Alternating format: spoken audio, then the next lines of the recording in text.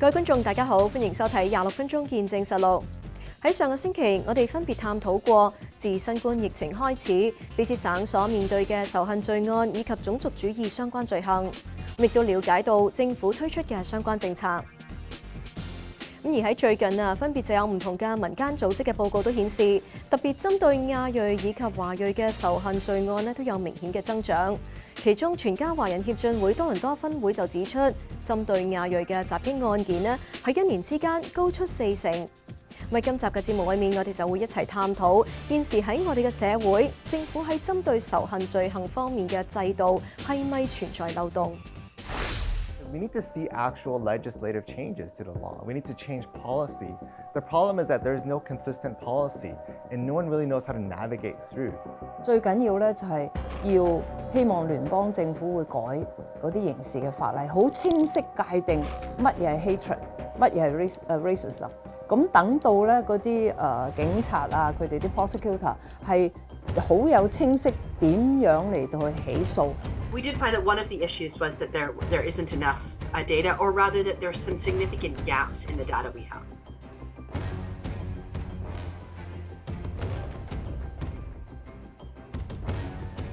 近年喺卑詩省發生嘅種族仇恨案件有上升趨勢，即使省政府當局推動各項相關政策，但仍然無法將呢一個問題杜絕。一直喺卑詩聯合黨擔任反種族歧視事務評論員嘅省議員屈傑冰指出，種族仇恨案件存在結構性問題，解決方案非一朝一夕，但願意去解決嘅官員亦都唔係咁多。其實咧，我有少少係好失望，可能你或者都記得啦。就第一次有一個大型嘅反種族歧視嘅一個活動，係所謂，但唔應該叫集會啦。其實都係集會，但係就係希望引起三級政府嘅關注，就喺市中心嘅藝術館，溫哥華藝術館。咁我嗰日天氣係非常之唔好嘅，我記得，哇，狂風大雨啊！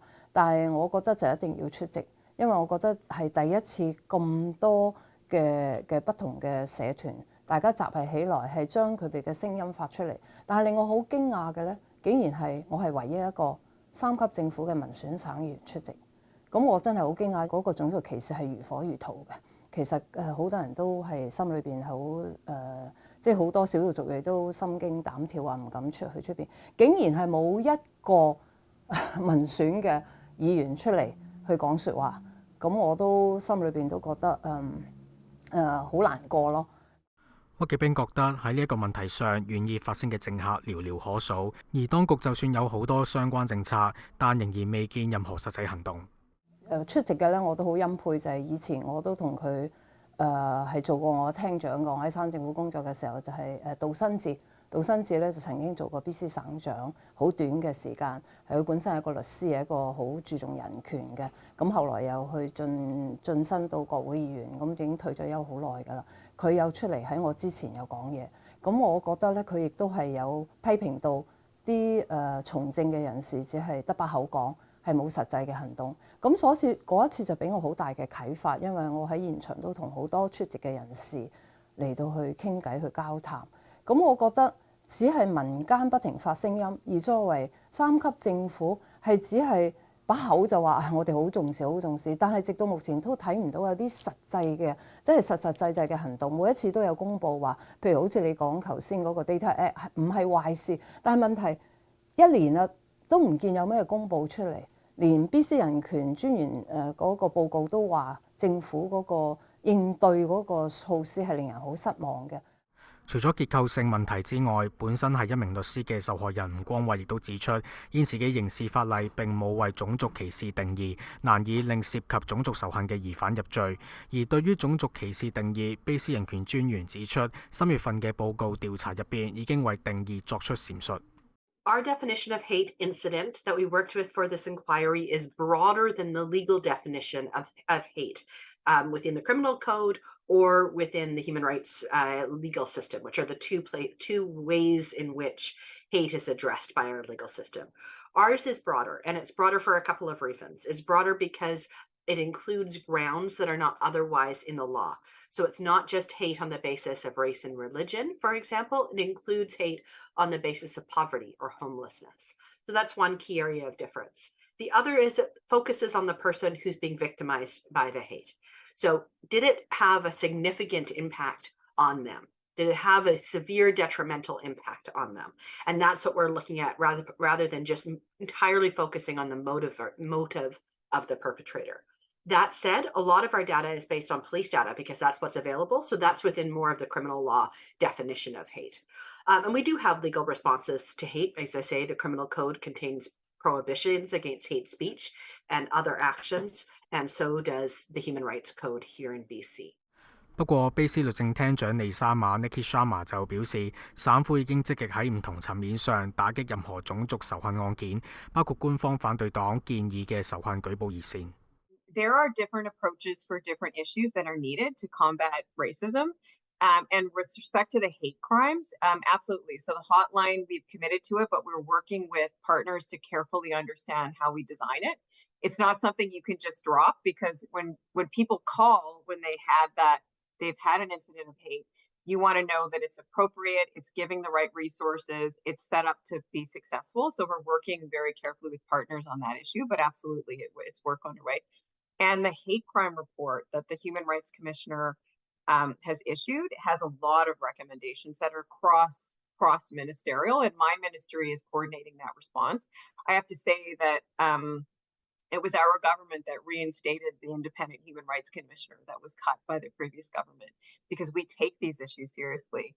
We take the fact that you need to have an independent human rights commissioner that looks at our government and our process, and that we take those recommendations seriously and then take action. This is the work that shines a light on what's happening in communities. And so it's part of that work that will continue with all the actions that we're taking, including a hotline, including the recommendations for all of our systems that we can respond to it. 利沙馬又指要杜絕所有唔同形式嘅仇恨主義、非義士，或多或少都源於歷史背後因素。I mean, you only have to look at the history of our province and our country. And I firmly believe my parents came from India and settled here, and they faced challenges because of their race. I think absolutely there's challenges we need to overcome. Unfortunately, we hear about it often when people are faced with racism in their communities. And I think that the work that we're doing is all levels, to be honest. Like, it's systemic racism that shows up in our systems that we need to look at. And through the data legislation, we'll get there. It's the justice system and how it responds, whether it's through human rights cases or through the criminal justice system. And it's supporting community organizations. Like, we have great leaders. We just announced funding to go to groups that are doing supports in community, because when people experience things like that, they want to reach out to their community for support, right? That there's that need to have healing, and not only that, have those community leaders speaking out and supporting the community. I firmly believe that although racism exists, there's just as many people standing out and making space so that racism can be pushed out of our societies. And we need to empower and invest in those resources while we provide legal tools for people to address that, right? 卑斯人權專員 Kesari Govender 就認為政府當局需要有效處理相關問題。佢建議政府應該對執法部門加強培訓，並且對處理呢一類案件嘅執法者增加政策支援。We found in our inquiry that government responses to date and legal responses to date haven't been very effective in addressing hate, and particularly the rise of hate during COVID. So not to say that government and legal responses can't be effective, but that they really haven't been effective. And there's a number of reasons for that, and our recommendations in our report try to address those reasons.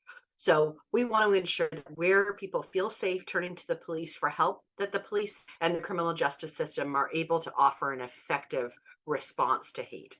And we've made recommendations about increased training and increased policy to guide police responses. But we also know that many marginalized communities don't feel safe turning to the police for help.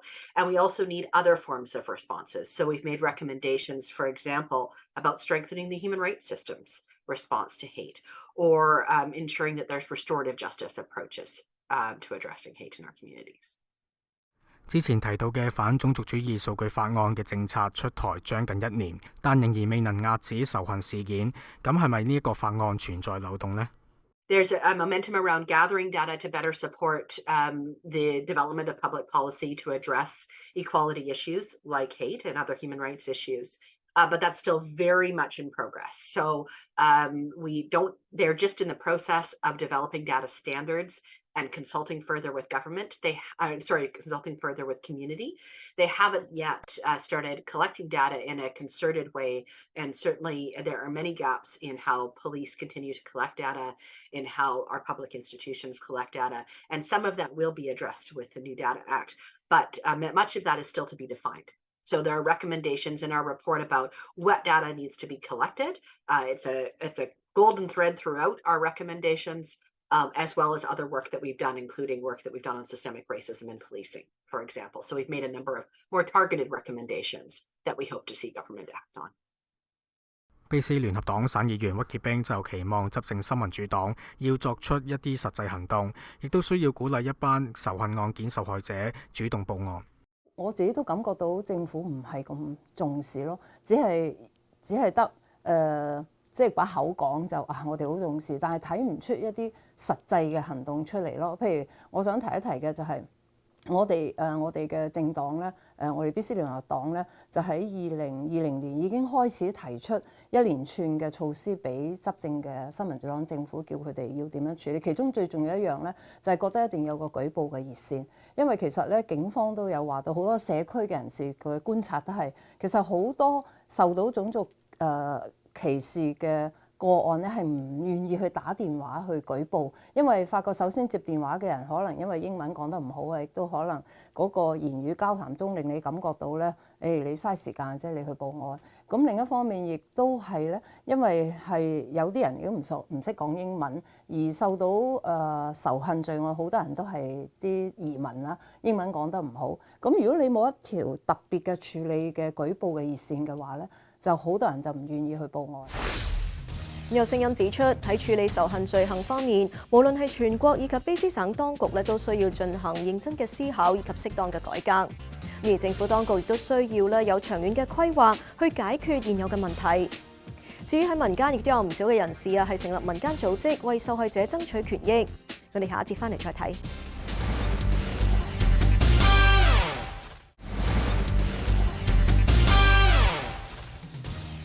歡迎翻嚟節目時間。近年，不論係政府以及係民間，都有唔少宣揚反種族主義嘅訊息以及活動。但係民間團體喺為仇恨罪行受害人爭取權益嘅道路上咧，又遇到啲乜嘢嘅挑戰以及難題呢？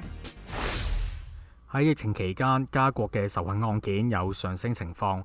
一項由全家華人協進會多倫多分會喺2021年期間所做嘅調查顯示，針對亞裔人士嘅仇恨案件喺1年間高出4成。喺眾多案件入邊，居住喺卑詩省列治文嘅白毅 Ivan 係其中一位經歷呢一類型事件嘅人。我就自己嘅親身經歷啦，都係咁啊，幾年前其實都係當時係 Covid 期間嘅。咁咧就我哋亦都知道社區越嚟越多嘅針對亞裔或者華裔嘅一啲仇恨嘅行為。咁我哋喺一個天車站出邊咧就收集緊一啲簽名去反對呢啲咁嘅仇恨。咁當時就會有一位先生啦，白人啦，咁就走嚟我哋嗰個簽名嘅地方，咁就指責我哋唔夠加拿大人如果係中國人嘅話咧，中意中國咁啊，翻去中國咯。咁呢個 confrontation 其實一個對質咧，其實對我嚟講都係一個我都係第一次去經歷直接面對呢啲咁樣人嘅去指責。咁到而家其實都記憶猶新咁當然啦，就係雖然呢件事情咧唔好牽涉到任何嘅肢體上暴力但係其實對我嚟講，就覺得原來喺社區度有好多一種咁樣嘅人嘅認為，就係佢哋覺得，例如譬如佢講咗好清楚，佢話你哋將新冠病毒帶嚟加拿大其實呢個當然係一個 misinformation 因為到而家都唔可以話新冠病毒究竟係點樣產生嘅。咁由佢武漢發現唔表示就係中國人製造嘅，係咪？咁但係點解要將呢啲咁嘅黑嗰啲呢啲咁嘅即係指責擺落我哋嘅華人身上，而造成一啲不必要嘅一啲咁嘅可以話係誤解啦，咁令到社區去對華人有一啲咁樣嘅歧視嘅行為咯。Ivan 認為新冠疫情只係仇恨事件萌生嘅催化劑。佢指出，本國立國以嚟有住唔同嘅歷史，當中亦都有涉及歧視嘅事件，例如排華歷史。即係好多人特別係啲非華人嘅族裔咧，佢哋對華人係有一種固定嘅一種形象喺度嘅。咁嗰種形象唔一定係好嘅。例如就有啲人會覺得華人乜都食，中國人乜都食嘅，佢話而家食蝙蝠食出事啦啩。但係好多時候係因為佢哋對於華人社區缺乏了解，對於中華文化缺乏嘅了解。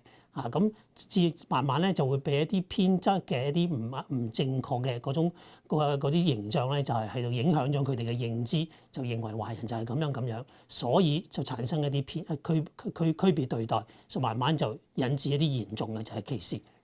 見到甚至親身經歷過歧視案件嘅 Ivan 之後成立唔同組織，令公眾以及省府當局正視仇恨案件，但佢亦都表示成立呢一類型嘅民間組織有一定挑戰。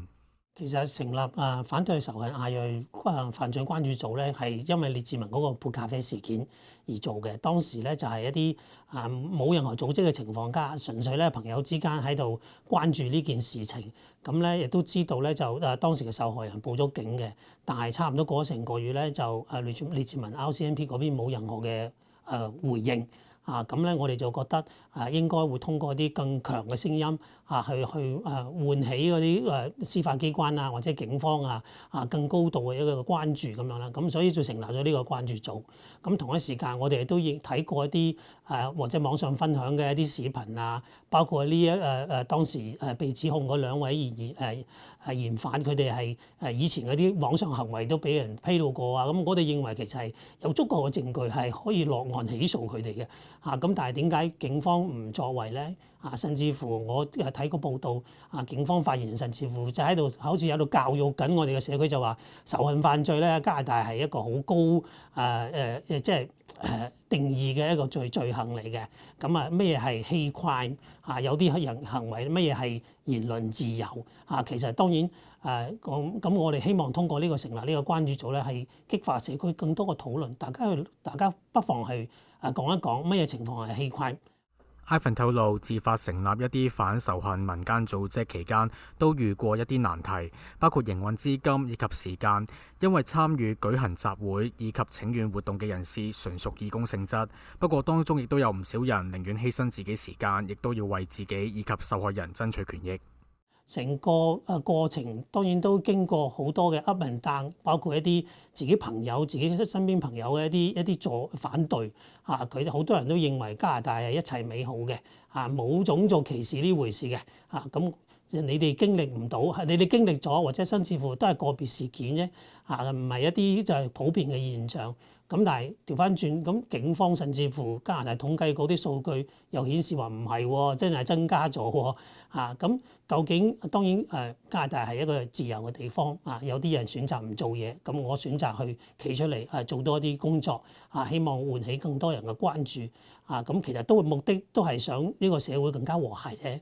咁主要嘅挑戰當然除咗話社區嘅支援因為我哋本身都係一啲要返工要做嘢要人都係一個可以話係全部都係義工嚟嘅，冇任何嘅資金包括去法院門口舉牌個牌都要我自己將啲舊嘅紙板要借用自己印完之後，盡量慳錢嘅方式去做出嚟但係都好欣慰嘅就係經過18個月嘅咁樣嘅努力咧我會見到更多嘅人願意去傾呢個問題，即係唔一定話參加活動，但係起碼無論係群組度或者係社交媒體度，你會見到更加多嘅人咧係願意去討論咁其實個社會關注度咧就慢慢真係增加咗，咁呢個都係我覺得好開心嘅地方。除咗社會討論，Ivan 認為更重要嘅係政府當局會點樣去釐定咩係種族仇恨，甚至一啲案件涉及有動機嘅罪案，當局都應該審視。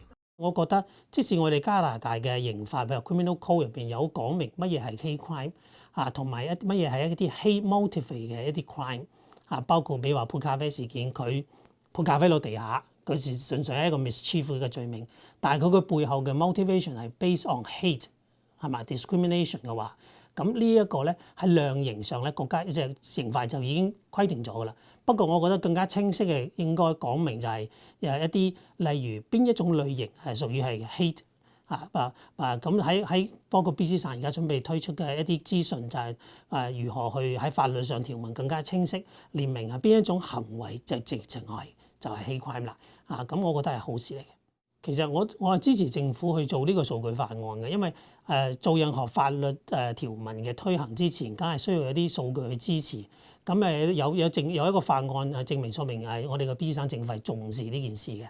咁當然啦，人權組織話佢做得唔夠咁係咪會令到政府更加去多啲擺啲 effort 落去咧？咁包括我哋自己本身亦都有同 BC 省政府做一啲溝通，亦都提交一啲我哋自己嘅意見。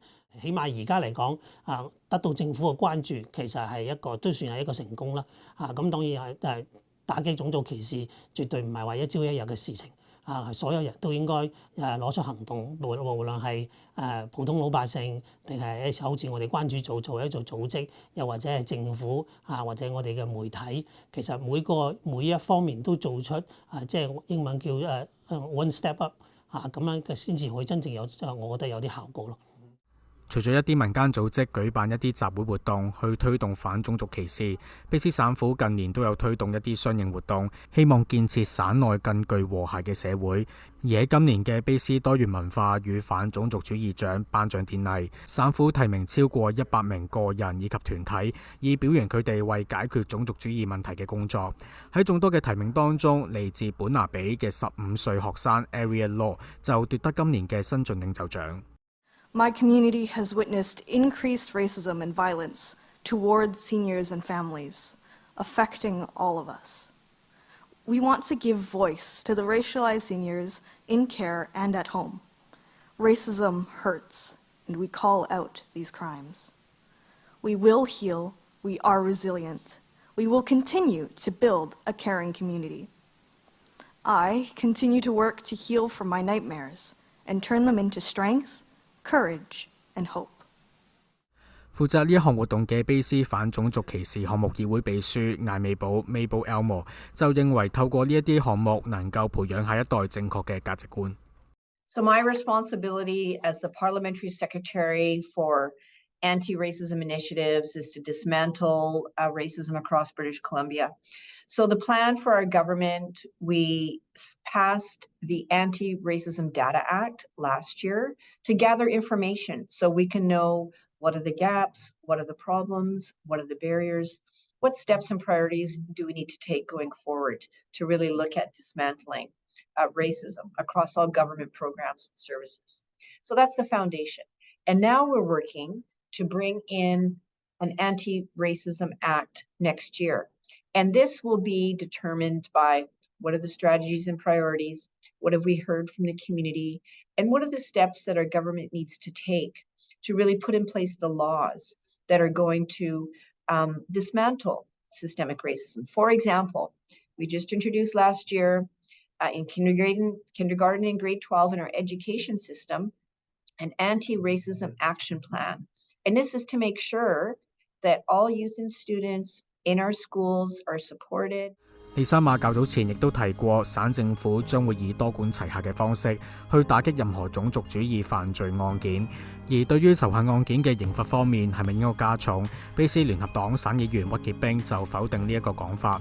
佢認為應該喺教育方面着手。其實咧喺一個民主自由重視人權嘅社會咧，希望盡量都唔好係嚴刑峻法啦。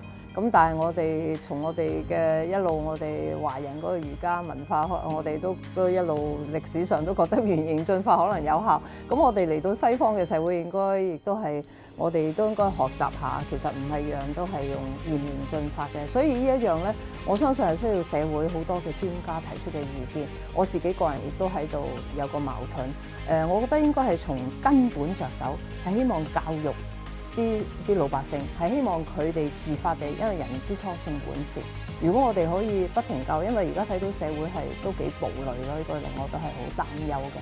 我諗係好多時係可能因為 social media 泛濫啦，亦都冇咩監管啲 social media， 所以啲小朋友咧可能好多都覺得係一個細路仔長大啦，可能佢係冇人同佢傾偈啊，父母又日日營營役役為咗生活奔波，變咗佢哋可能成日都係睇個手機啊，睇電視啊，咁變咗去接觸一啲咧係可能唔係好正確嘅思想，所以我覺得咧整體上我哋喺教育嗰方面真係要着手啦。教育唔係單止係教育中小學嘅學生，係要教育普通嘅我哋。李森亞表示，省府嘅權限有限，喺某啲法律條文需要靠聯邦政府進行相關修改。佢亦都指出，喺較早前喺渥太華舉行嘅省長會議，亦都向相關當局反映。And it's all related to changes in the criminal code of the federal system. So that's one part of it. And we need to make those changes. We need to see those changes, and we'll continue to advocate for them. They've committed at a federal level to introduce changes this spring. 好啦，今集嘅節目時間又夠啦。咁如果觀眾對我哋嘅節目有啲乜嘢意見嘅話，係好歡迎大家以電郵嘅方式同我哋聯絡㗎。如果觀眾想上網重溫翻今集嘅節目，亦都可以上到去我哋嘅網站點擊節目重溫一覽。下星期同一時間再同大家見面，晚安。